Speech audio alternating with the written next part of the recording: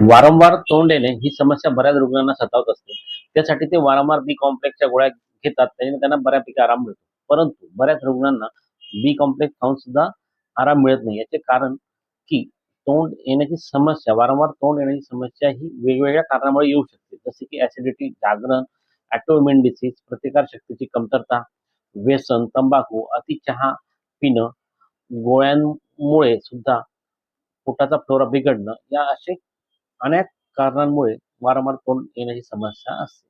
अशा रुग्णांसाठी होमिओपॅथी उपचार पद्धती ही एक वरदान असून त्यासाठी तुम्ही नजीकच्या होमिओपॅथी डॉक्टरांकडे जाऊन संपर्क साधा किंवा तुम्ही आमच्याकडे सुद्धा संपर्क साधू शकता.